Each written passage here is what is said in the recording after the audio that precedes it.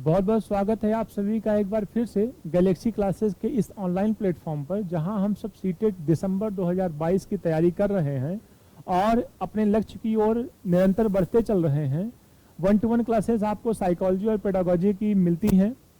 आज हम जिस टॉपिक पे चर्चा करने वाले हैं, इससे पहले आपको हम बता दें कि लगभग 7 से 8-10 वीडियो बन चुके हैं, जिनको आप देख करके पुराने कॉन्सेप्ट को या पिछली कॉन्सेप्ट को आप उसको क्लियर कर सकते हैं। अब देखिए, आज हम आपसे जिस टॉपिक पे चर्चा करेंगे उसका नाम है शिक्षण सूत्र, है ना। शिक्षण सूत्र का मतलब इनका प्रयोग क्यों किया जाता है, क्या उपयोगिता है शिक्षा के क्षेत्र में इनका। देखिए, जैसे हम किसी गणित के सवाल को करते हैं, अगर हम बिना सूत्रों के उन्हें सॉल्व करें तो पहली बात तो पॉसिबल है नहीं, और अगर पॉसिबल भी है तो बहुत कठिनाई होगी। सूत्रों का प्रयोग करने पर हम अधिगम को सरल बना सकते हैं। सबसे पहला उद्देश्य अधिगम सूत्रों का, सबसे पहला उद्देश्य क्या है, अधिगम सूत्रों का जो सबसे पहला उद्देश्य है कि अधिगम सूत्र का प्रयोग क्यों करना चाहिए, क्योंकि अधिगम सूत्र का प्रयोग करके अधिगम को अर्थात पढ़ाई को, जो कुछ भी हम बच्चे को सिखाना चाहते हैं वो आसान बना सकते हैं, है ना, सरल बना सकते हैं, बहुत आसानी से उसे हम समझा सकते हैं, ठीक है, और हम अपने शिक्षण की प्रक्रिया को, टीचिंग की प्रक्रिया को प्रभावशाली बना सकते हैं या प्रभावी बना सकते हैं। आइए, इस क्लास में लगभग हम 10 से 11 शिक्षण सूत्रों की चर्चा आपसे करने वाले हैं, ठीक है। यह सीरीज किस नाम से, परिश्रम और सफलता के नाम से संपूर्ण सीटेट के लिए एक अनोखा संकलन हम आपके लिए लेकर के आए हैं, जिसमें लगभग 40 से 40 प्लस वीडियोस बनेंगे जो छोटे छोटे होंगे। आइए क्लास को स्टार्ट करते हैं। हमने कहा कि जो सबसे पहला शिक्षण सूत्र है, शिक्षण सूत्रों को पढ़ने से पहले एक थोड़ी सी बात आपसे कर लें। शिक्षण सूत्रों के जनक के रूप में किसे जाना जाता है, हर्बर्ट स्पेंसर को। हालांकि सभी शिक्षण सूत्रों के जन्मदाता ये नहीं है, लेकिन मैक्सिमम शिक्षण सूत्रों को किसने दिया, हर्बर्ट स्पेंसर ने दिया। हर्बर्ट स्पेंसर ने शिक्षण सूत्रों को प्रस्तुत किया। किस लिए प्रस्तुत किया, ताकि अधिगम को, है ना, सरल और प्रभावी बनाया जा सके, बच्चे को कठिन चीजों को बहुत आसानी से समझाया जा सके। क्या लिखा है उसको देख लेते हैं। शिक्षण सूत्र किसी सिद्धांतों पर आधारित ना होकर के अनुभवों के आधार पर तैयार किए गए, जिनका उद्देश्य शिक्षण को प्रभावशाली और आसान बनाना होता है।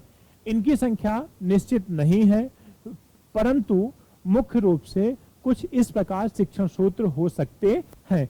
किस प्रकार हो सकते हैं, हम उसकी चर्चा करने चल रहे हैं।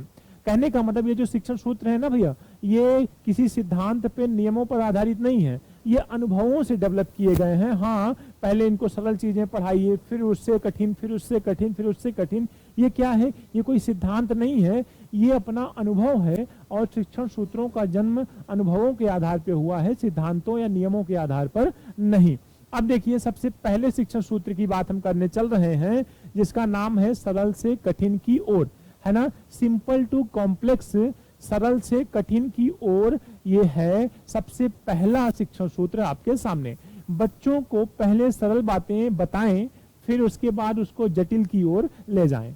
जैसे अगर आपको किसी बच्चे को वाक्य पढ़ाना है, वाक्य पढ़ाने से पहले आप उसे शब्दों को पढ़ाइए, शब्दों का ज्ञान उसके अंदर होना चाहिए। शब्दों को पढ़ाने से पहले आप उसको अक्षर का ज्ञान कराइए। कहने का मतलब, आपको वाक्य लिखने से पहले उसे क्या पढ़ाना चाहिए, शब्द पढ़ाना चाहिए। शब्द लिखने से पहले आपको उसे अक्षर का ज्ञान कराना चाहिए, है ना। सवाल लगाने से पहले उसे काउंटिंग आनी चाहिए 1 से 100 तक। काउंटिंग के बाद उसे टेबल आना चाहिए, फिर उसके बाद आप उससे क्वेश्चन सॉल्व करवाइए। अगर आप उम्मीद ये करते हैं कि डायरेक्ट हम क्वेश्चन सॉल्व करवा लें तो ये पढ़ाने का बहुत अच्छा तरीका नहीं हो सकता है। अर्थात पढ़ाने का सबसे अच्छा तरीका क्या है, बच्चे को पहले सरल बातें बताइए, फिर उससे जुड़ी हुई कठिन बातें आप बताइए। 1 अंक वाले गुणनफल, फिर 2 अंक वाले गुणनफल, फिर 3 अंक वाले गुणनफल, फिर 4 अंक वाले गुणनफल। कहने का मतलब, अगर आप किसी बच्चे को ऐसे गुणनफल देते हैं, ये 1 अंक का हुआ, या ऐसे देते हैं तो भी ये 1 अंक का हुआ, फिर आप उसी को ऐसे दिए, ये 2 अंक का हुआ, फिर आप उसी को 3 अंक का दीजिए। जैसे क्या लिखा था, 24, 65, में 335 से गुणा करवाइए। तो कहने का मतलब ये क्या था, ये सबसे सरल था, उससे कठिन ये, उससे कठिन ये, फिर उससे कठिन ये। अगर आप चाहते हैं कि हम बच्चे को डायरेक्ट यहाँ से पढ़ाना चालू करें तो ये आपके पढ़ाने का गलत तरीका है। इसलिए एक अच्छे शिक्षक को पढ़ाते समय हमेशा शिक्षण सूत्रों का प्रयोग करना चाहिए, और जो सबसे पहला शिक्षण सूत्र है उसका नाम है सरल से कठिन की ओर। उम्मीद है अगर आप सरल से कठिन की ओर इस सूत्र को फॉलो करेंगे तो आप एक प्रभावी शिक्षक, एक अच्छे शिक्षक बन सकते हैं। आइए अब मैं दूसरे शिक्षण सूत्र की बात करता हूं। दूसरा जो है उसे कहते हैं ज्ञात से अज्ञात की ओर। इसे किसने दिया था, हर्बर्ट स्पेंसर ने। ज्ञात से अज्ञात की ओर, ज्ञात से अज्ञात की ओर कहने का मतलब क्या है, बच्चे को नई चीज पढ़ाने से पहले, नई बात सिखाने से पहले उसे पूर्व ज्ञान से जोड़िए। कहने का मतलब जैसे आज मैं क्लास लेने आपकी आया, या आप प्राइमरी में क्लास लेने गए, किस दिन, ट्यूसडे को, है ना। तो आप जो मंडे को पढ़ाए थे थोड़ा सा उसको भी रिवीजन कर दीजिए, या उससे जोड़कर भी चीजें बताइए। और क्या हो सकता है ज्ञात से अज्ञात की ओर, मान लीजिए आपको उड़ने वाली गिलहरी पढ़ाना है। उड़ने वाली गिलहरी अरुणाचल प्रदेश जो नाम दफा राष्ट्रीय उद्यान में पाई जाती है ना, जो नाम दफा राष्ट्रीय उद्यान में पाई जाती है। अब उसको पढ़ाने के लिए, वो तो अज्ञात है उसके लिए, लेकिन ज्ञात चीजें क्या हो सकती हैं, ज्ञात चीजें उसके लिए पक्षी हो सकती हैं, है ना, पंछी हो सकते हैं, उसके लिए गिलहरी हो सकती है। ठीक है, अगर आप उससे पूछिए कि अगर इस पंछी के या पक्षी के पंखों को गिलहरी में लगा दिया जाए तो क्या ये उड़ने लगेगी, तो हाँ जरूर उड़ सकती है, क्योंकि पंखों के सहारे से ही जीव उड़ते हैं, तो ये गिलहरी भी उड़ सकती है। आपने क्या किया, पंछी जानते थे बच्चे, गिलहरी जानते थे, दोनों को ऐड कर दिया, अर्थात ज्ञात से अज्ञात की ओर उसे आप ले आए। तो लिखा क्या है, पूर्व ज्ञान और नवीन ज्ञान को ऐड करना, अर्थात जानती हुई बातों को जोड़कर नई बात सिखाना। टीचर को प्रतिदिन पढ़ाने की क्रिया में पिछली क्लास की बात को दोहराकर प्रारंभ करना चाहिए, है ना। जैसे अगर आप संचार साधन परिवहन पढ़ा रहे हैं तो पहले उससे बैलगाड़ी पर और साइकिल पर चर्चा कर लीजिए, क्योंकि संचार और परिवहन से ज्यादा उसको गाड़ी मतलब साइकिल में या बैलगाड़ी में उसका अनुभव छिपा हुआ है। तो कहने का मतलब अगर आप ज्ञात चीजों से अज्ञात की ओर अगर बच्चे को ले जाते हैं तो ये भी एक पढ़ने का अच्छा तरीका, पढ़ाने का एक अच्छा तरीका हो सकता है। कैसे भैया, ज्ञात से अज्ञात की ओर। तो पहला सूत्र आपने क्या पढ़ा था, पहला सूत्र पढ़ा था सरल से कठिन की ओर। दूसरा सूत्र आपने क्या पढ़ा, ज्ञात से अज्ञात की ओर। अब चलिए तीसरे सूत्र की बात कर रहे हैं, जिसे हम कहते हैं संपूर्ण से अंश की ओर। ये शिक्षण सूत्र थोड़ा सा इंपॉर्टेंट है ना, क्योंकि ये गेस्टाल्टवाद पर आधारित है, जिसके समर्थक कौन कौन से हैं, वर्दीमर, फिर कौन है, कोहलर, फिर कौन है, कोफ्का, है ना। गेस्टाल्टवाद एक संप्रदाय है, अभी हम एक वीडियो बनाएंगे संप्रदायों पे। तो संप्रदाय में है ना संरचनावाद है, व्यवहारवाद है, वैसे ही एक संप्रदाय है जिसे कहते हैं गेस्टाल्टवाद, है ना, जिसे क्या कहते हैं, गेस्टाल्टवाद कहते हैं। गेस्टाल्टवादी कौन कौन से हैं, वर्दीमर हैं, कोहलर हैं, कोफ्का हैं, ये तीन लोग मुख्य रूप से हैं। इसी में कुर्ट लेविन भी आते हैं, इसी में कुर्ट लेविन भी आते हैं। अब देखिए ये संपूर्ण से अंश की ओर कहने का मतलब क्या है, यदि किसी बालक को आप उसके फेस के बारे में बताना चाहते हैं या ज्ञानेंद्रियों के बारे में बताना चाहते हैं तो सबसे पहले उसके सामने पूरी बॉडी को प्रस्तुत करिए, फिर पूरी बॉडी में से उसके आप ज्ञानेंद्रियों को बताइए। कहने का मतलब अगर आप भारत के नक्शे में उसे उत्तर प्रदेश को दिखाना चाहते हैं तो केवल अगर उत्तर प्रदेश का चित्र आप उसके सामने रखेंगे तो वो नहीं समझ पाएगा, लेकिन अगर भारत के चित्र को आप रख करके उसे समझाएंगे कि ये पूरा भारत, सबसे पहले पूरी चीज को प्रस्तुत कर दिया, फिर छोटी सी चीज को मैंने दिखा दिया उसमें, इसी को क्या कहते हैं, संपूर्ण से अंश की ओर। ये तीसरा शिक्षण सूत्र था हमारा। उदाहरण हमने लिखा हुआ है, पूरे शरीर का चित्र दिखाकर छोटे छोटे अंगों का ज्ञान कराना ही क्या कहलाता है, संपूर्ण से अंश की ओर। संपूर्ण से अंश की ओर को ही क्या कहते हैं, गेस्टाल्टवाद भी कहते हैं। आइए चौथे सूत्र की ओर हम चल रहे हैं, स्थूल से सूक्ष्म की ओर। ये थोड़ा समझने वाला है, इस पे आपको ध्यान देना है, ये थोड़ा सा समझने वाला है। स्थूल से सूक्ष्म की ओर, तो सबसे पहले आप स्थूल का मतलब समझ लीजिए और सूक्ष्म का मतलब समझ लीजिए। स्थूल का अर्थ क्या है? जिसे बालक छू सकें, देख सकें, अनुभव कर सकें, अर्थात उसका ज्ञानेंद्रियों से प्रत्यक्षीकरण कर सके। कहने का मतलब जैसे ये पेन है तो ये क्या है? स्थूल है, मतलब इसको बालक छू सकता है, देख सकता है, समझ सकता है इसके बारे में, ये क्या है? ये हो गया स्थूल। सूक्ष्म का मतलब, सूक्ष्म का मतलब है अमूर्त विचारों या मूल्यों या सिद्धांतों में चले जाना, है ना, जिसे हम ना देख सकते हैं, ना तौल सकते हैं, ना माप सकते हैं। आइए इसको समझते हैं। जैसे अगर मुझे एकता पढ़ाना है, आज हमारा टॉपिक है, बालक को हमें पढ़ाना है एकता। किसमें एकता, है ना, मतलब अगर हम समूह में रहते हैं तो समूह में एकता होती है, इसे हमें पढ़ाना है। आपको पता है कि समूह में जो एकता है, जो स्ट्रेंथ होती है, वो अमूर्त है। स्ट्रेंथ का कोई रूप रंग आकार नहीं होता, जैसे बल का कोई रूप रंग आकार होता है, नहीं होता। ये एक अमूर्त अवधारणा है। जब स्ट्रेंथ को, एकता को, मजबूती को हमको बच्चे को समझाना है तो हमने बच्चे से कहा, लो भैया एक लकड़ी लो, इसे तोड़ के दिखाओ। उसने तोड़ दिया। दूसरी 2 लकड़ी दिया, उसको भी उसने तोड़ दिया। लेकिन जब उसे हमने 5 लकड़ियां एक साथ दी तो वो नहीं तोड़ पाया। तो हमने उसे सिखाया कि अगर एक व्यक्ति है तो कमजोर है, 2 व्यक्ति हैं तो भी कमजोर हैं, अगर कोई समूह में है तो वो स्ट्रांग है, अर्थात समूह में, एकता में मजबूती होती है। एकता में क्या होती है? स्ट्रांगनेस होती है, मजबूती होती है ना। एकता में बल होता है, ये हमारा टॉपिक था। समझाने के लिए लकड़ी का बंडल तोड़ने को कहना, अर्थात हमने जो उससे लकड़ी का बंडल तोड़वाया वो स्थूल था, लेकिन जो उसे हम पढ़ाना चाहते थे, क्या पढ़ाना चाहते थे? एकता में बल होता है, इसका कोई रूप रंग आकार नहीं था, अर्थात ये कैसा था? सूक्ष्म था। मेरी निगाह में जिस बालक को ये सूत्र समझ में आ गया, उसको सारे सूत्र समझ में आ जाएंगे। थोड़ा सा कठिन है ये, कठिन कुछ नहीं है। स्थूल का मतलब मूर्त चीजें और सूक्ष्म का मतलब अमूर्त चीजें। मूर्त से अमूर्त की ओर जाना ही क्या कहलाता है? स्थूल से सूक्ष्म की ओर चलना। देखो, जोड़ घटाना सिखाने हेतु कंचों का प्रयोग करना। अब देखो, जोड़ घटाना जो है इसका कोई रूप रंग आकार नहीं होता है ना, इसे वो अपने अनुभव से सीखता है। लेकिन अगर हम कंचों का प्रयोग करें और उसे कह दें आपके पास 5 कंचे हैं, इस 5 में से 2 हटा दो, तो 2 वो हटा दिया, अब गिन लिया 1 2 3 कंचे हमें बचे। मतलब जोड़ घटाना सिखाने के लिए किसका प्रयोग करना? कंचों का प्रयोग करना। फिर देखिए, आगमन विधि उदाहरण से नियम की ओर चलती है।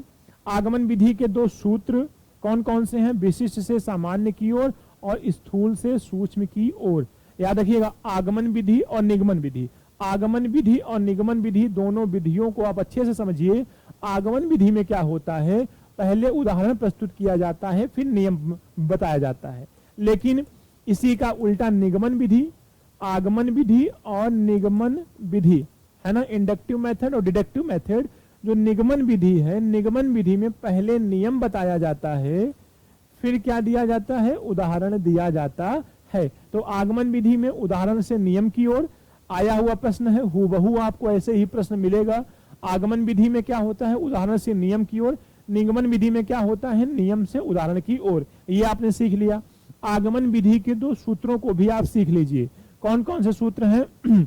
विशिष्ट से सामान्य की ओर, स्थूल से सूक्ष्म की ओर।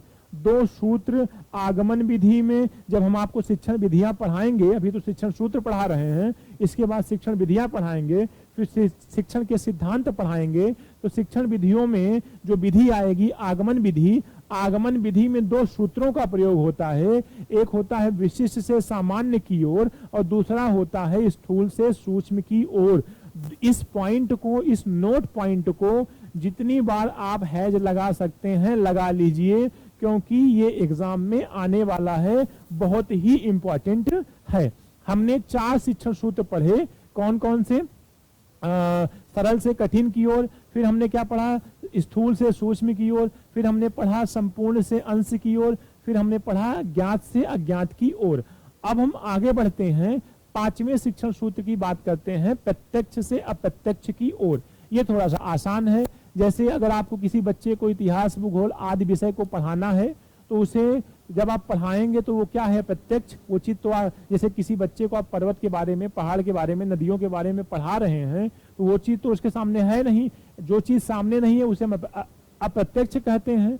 लेकिन अगर हम बालक को नदियों को दिखा दें, पर्वतों को दिखा दें, पठार को, जीव जंतुओं को, वनों को, नागफनी बबूल के वृक्षों को अवकलन करा दें, अवलोकन करवा दें, तो इसका अर्थ क्या है कि हमने बालक को किस रूप में पढ़ाया, प्रत्यक्ष से अप्रत्यक्ष की ओर। अब बालक को जो कुछ भी आप पढ़ा देंगे वो कभी भूलेगा नहीं। अप्रत्यक्ष चीजें भूली जा सकती हैं, लेकिन अगर बालक प्रत्यक्ष से अप्रत्यक्ष की ओर चला गया, जैसे काला कुत्ता का चित्र दिखाने से अच्छा है काले कुत्ते के छोटे बच्चे के पास आप उसे ले जाके दिखा दीजिए, वो अनुभव उसके अंदर ज्यादा काम करेगा पिक्चर की अपेक्षा। तो प्रत्यक्ष से अप्रत्यक्ष की ओर अगर आप किसी चीज को पढ़ाते हैं, जैसे पृथ्वी गोल है, पृथ्वी झुकी है, इसको पढ़ाने से अच्छा है, इसको बताने से अच्छा है कि आप एक ग्लोब ले आइए और उसके सामने रख दीजिए और पृथ्वी का एक नमूना प्रस्तुत कर दीजिए। ये कैसी विधि है, ये कैसा सूत्र है, प्रत्यक्ष से अप्रत्यक्ष की ओर टीचर ने फॉलो किया। अब आगे बढ़ते हैं। हमने कहा कि जो 6वां या 6 नंबर पे शिक्षण सूत्र है उसे कहते हैं विशिष्ट से सामान्य की ओर। विशिष्ट से सामान्य की ओर को समझते हैं। अभी आपने आगमन विधि में पढ़ा था विशिष्ट से सामान्य की ओर, स्थूल से सूक्ष्म की ओर। विशिष्ट से सामान्य की ओर को व्यवहारिक भाषा में आप क्या कह सकते हो, खुद से खोज करना। खुद से खोज करना मतलब क्या है, हमने उसको एक कहानी सुना दिया, उसे कहानी सुना दिया, फिर उससे और कुछ बातें हमने जो कुछ भी बताना था मैंने बता दिया। जैसे विशिष्ट उदाहरण दे करके बच्चे को स्वयं बताइए कि आपने क्या सीखा, या इस कहानी का निष्कर्ष क्या हुआ, या इस चैप्टर से आपने क्या सीखा। जैसे अगर आपको संज्ञा पढ़ाना है, संज्ञा का ज्ञान देना है, तो पहले खूब उदाहरण उसे दे दीजिए आप।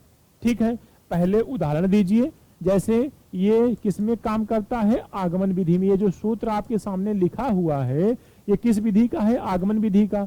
आगमन विधि में होता क्या है भैया, पहले उदाहरण दिए जाते हैं सर, उसके बाद नियम बताया जाता है। अच्छा देखो इसका भी क्या वही लिखा हुआ है, विभिन्न उदाहरण दे करके नाउन को पढ़ाना, नाउन के नियम को बताना ही क्या कहलाता है, विशिष्ट से सामान्य की ओर या आगमन विधि। बल के नियम को, है ना, पहले अभी जो मैंने आपसे करवाया था बंडल को तोड़ना, तो बल के नियम पढ़ाना है तो पहले विशिष्ट चीजें उदाहरण से उससे करवाइए, 2-4 लकड़ियों को तोड़वाइए, फिर आप बल के उदाहरण को उसको दे सकते हैं। वाष्पीकरण की क्रिया को अगर समझाना है आपको तो पहले उसे बताइए कि घड़े का पानी ठंडा क्यों होता है, क्योंकि घड़े का पानी अंदर जो है वो तो नहीं, लेकिन बाहर का पानी वाष्प बन के उड़ता है, और अगर वाष्प बन के कोई चीजें उड़ती हैं तो उसकी सतह को क्या कर देती हैं, ठंडी कर देती हैं। इस प्रकार से इस क्रिया को हम क्या कहते हैं, वाष्पीकरण कहते हैं। तो आपको पढ़ाना था वाष्पीकरण का नियम, लेकिन आपने कैसे पढ़ाया, उदाहरण को दे करके। एक लाइन में समझो, सीधी सीधी बात। अगर आप कोई चीज उदाहरण दे रहे हो और बच्चा स्वतः से आपको बता दिया कि अच्छा ये इस चीज का उदाहरण है, स्वतः से समझ गया, स्वयं से खोज लिया उस टॉपिक का नाम, तो इसे हम कहेंगे विशिष्ट से सामान्य की ओर या उदाहरण से नियम की ओर, या इसी को हम क्या कहेंगे, आगमन विधि। चलिए आगे बढ़ते हैं।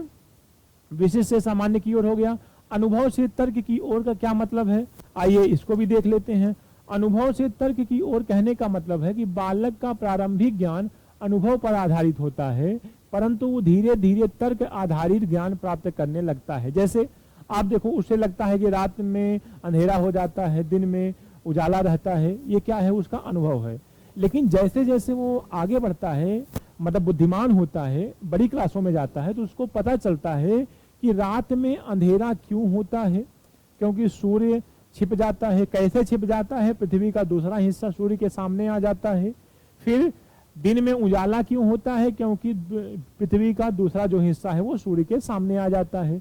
ये उसने अनुभव से नहीं बताया है, वहां गया नहीं है, ये उसने तर्क विज्ञान का प्रयोग किया उसने, है ना। जैसे stars seen in night but not in day, जो तारे हैं वो रात में दिखते हैं, दिन में क्यों नहीं दिखते, तो उसका वो तर्क दे सकता है क्योंकि। जैसे ही उसने क्योंकि का प्रयोग किया, इसका मतलब अब वो वैज्ञानिकता की बात कर रहा है।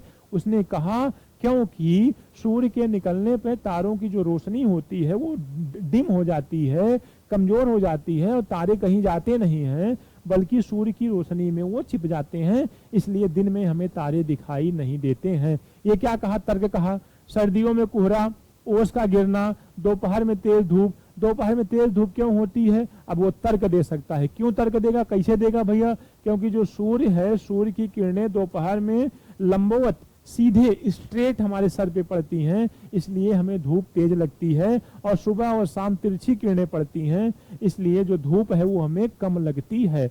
ये कौन बता रहा है, बच्चा बता रहा है। अगर आप उसे कैसे पढ़ाएंगे, अनुभव से तर्क की ओर, अर्थात जो कुछ भी उसके अनुभव पर आधारित है उसे वैज्ञानिक रूप से आप सिद्ध करिए, है ना। अच्छे शिक्षक बनने के लिए तुम्हें शिक्षण सूत्रों का प्रयोग तो 100% करना ही होगा। 7 शिक्षण सूत्रों को हम पढ़ चुके हैं। अब मैं 8वें शिक्षण सूत्र की बात करता हूं, जिसे कहते हैं विश्लेषण से संश्लेषण की ओर। विश्लेषण का मतलब होता है व्याख्या, और संश्लेषण का मतलब होता है निष्कर्ष, है ना। अब पहले किसी चीज की खूब व्याख्या करिए, फिर उसे निष्कर्ष पर पहुंचा दीजिए। जैसे पूरी समस्या पर विचार कर समाधान को प्रस्तुत करना, है ना। पहले पूरी घटनाओं को उसको बताइए, पूरे विचारों को उसको बताइए, फिर अगर वो समस्या का समाधान ढूंढ लेता है या आप उसको समस्या का समाधान बता देते हैं, तो इसी को हम क्या कहते हैं, विश्लेषण से संश्लेषण की ओर। अर्थात समस्या पूरी पहले उसने सुना, समझा, फिर उसका समाधान प्रस्तुत कर दिया। समस्या बड़ी थी अर्थात व्याख्या के रूप में थी, समाधान छोटा था, किस रूप में था, निष्कर्ष के रूप में था। गणित के प्रश्नों की व्याख्या, है ना। जैसे कोई सवाल दिया हुआ है, आपने उसका एक्सप्लेन किया, फिर लास्ट में आंसर ले दिया। इस आंसर लाने को क्या कहेंगे, विश्लेषण से संश्लेषण की ओर। पहले तो आपने पूरे गणित के सवाल को लगाया, फिर आप लाना क्या चाहते थे, उसका उत्तर लाना चाहते थे। जो उत्तर आपने लाया उसको कम करते, हर स्टेप में सवाल को कम करते हुए लाया, अर्थात व्याख्या से निष्कर्ष की ओर आप आए या विश्लेषण से संश्लेषण की ओर आप आए। चलो भैया, अब हम 9वें की बात करते हैं। 9वें नंबर पर है मनोवैज्ञानिक क्रम से तार्किक क्रम की ओर। इसका अर्थ क्या है, मनोवैज्ञानिक क्रम का मतलब हमारा साइकोलॉजी से है, ठीक है। मनोवैज्ञानिक क्रम का मतलब हमारा क्या है, साइकोलॉजी से। हमें पढ़ाते समय कुछ साइकोलॉजी को भी ध्यान में रखना चाहिए। कैसे, बच्चे की रुचि का ख्याल, वो किस चीज में ज्यादा इंटरेस्टेड है, उसकी जिज्ञासा क्या है, उसकी ग्रहण शक्ति क्या है, उसकी आवश्यकता क्या है ना। जैसे आप उसे 20 सवाल लगवाने के लिए कह दो, मान लो उसकी 20 सवाल लगाने की कैपेसिटी ना हो। मान लीजिए उसे आवश्यकता है, कल पेपर है इंग्लिश का, आप कुछ और पढ़ा रहे हैं। तो कहने का मतलब, जब भी आप शिक्षक बने तो सेंटर कौन है एजुकेशन का, चाइल्ड। चाइल्ड के, चिल्ड्रन के हिसाब से आपको चलना है।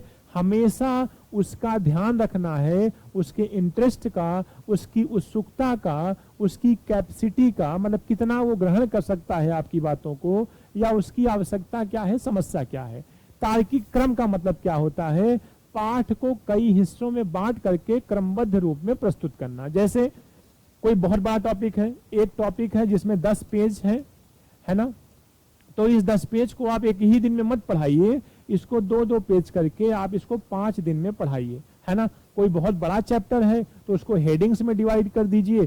2 हेडिंग भैया आज पढ़ लेना, कल सुनेंगे, 2 हेडिंग कल सुनेंगे, 2 हेडिंग कल सुनेंगे। ऐसे आप जब एक बड़े टॉपिक को छोटे छोटे हिस्सों में बांट देते हैं तो आप कैसे टीचर हो जाते हैं, मनोवैज्ञानिक से तार्किक क्रम की ओर को फॉलो करने वाले। जैसे ऑक्सीजन के बारे, आपको ओजोन के बारे में बताना है, O3 के बारे में बताना है, तो आप उसे बताइए कि एक ऑक्सीजन गैस का 2 परमाणु, एक परमाणु मिलकर क्या बनते हैं, O3। अब O3 के बारे में, ठीक है, उसे बताइए। कैसे बताएंगे कि समताप मंडल में एक ओजोन गैस लेयर है जो सूर्य से आने वाली पराबैंगनी किरणों को छिपा लेती है, रोक लेती है, ताकि हम सुरक्षित रह सकें। इस प्रकार से आप उसे तार्किक क्रम की ओर ले जाएंगे। मौलिक अधिकारों को पढ़ाना, ये सारी चीजें किसमें आती हैं, मनोवैज्ञानिक क्रम से तार्किक क्रम की ओर। एक लाइन में आप समझो कि सीधी सीधी बात, बच्चे का ख्याल रख के पढ़ाना ही, उसकी ताकत का, उसके शारीरिक क्षमता का, मानसिक क्षमता का ख्याल करके पढ़ाना ही इस सूत्र को फॉलो करने के बराबर है। चलो आगे बढ़ते हैं। 10वें नंबर पे क्या है? 10वें नंबर पे है अनिश्चित से निश्चित की ओर। ज्ञानार्जन के समय बालक अनिश्चित होता है, उसे पता नहीं क्या सीखेगा क्या नहीं।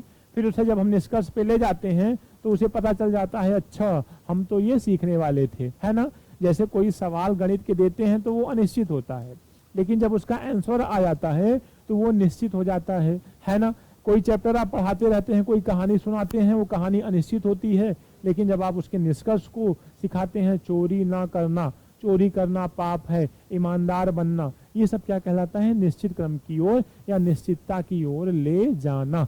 ठीक है भैया, चलो अब 11वें नंबर पे एक अंतिम, प्रकृति का अनुसरण करना। प्रकृति का अनुसरण करने का मतलब यह है बालक की मानसिक और शारीरिक क्षमता का ख्याल रखना।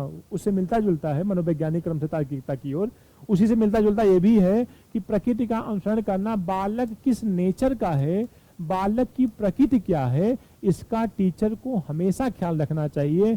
किस बैकग्राउंड से आ रहा है, क्या आर्थिक रूप से कमजोर है, शारीरिक रूप से कमजोर है, मनोवैज्ञानिक रूप से कमजोर है, बौद्धिक रूप से, कॉग्निटिव रूप से, तो इन सारी बातों का ख्याल रख के आपको बच्चों को पढ़ाना है। क्लियर है ये बात? चलो, तो प्रकृति का अनुसरण भी आपको करके ही क्लास में जाना है, या पढ़ाते समय बच्चों की मानसिक क्षमता और शारीरिक क्षमता का ख्याल रखना है। तो आज हमने आपसे शिक्षण सूत्रों की बात की, इसे आप पढ़ लीजिएगा, एक्सपीरियंस में अपने ले लीजिएगा, अनुभव कर लीजिएगा। एक एक को आप इकट्ठा मत पढ़िएगा, 2-3 सूत्रों को एक दिन, 2-3 सूत्रों को एक दिन, ऐसे करके आप उदाहरण के साथ पढ़ेंगे तो आपको बहुत अच्छे से समझ में आएगा। फिर मिलते हैं एक अच्छे वीडियो के साथ, पेडागॉजी का ही कोई वीडियो होगा। तब तक के लिए आप पढ़ते रहिए, प्रैक्टिस करते रहिए। Thank you so much for watching this video.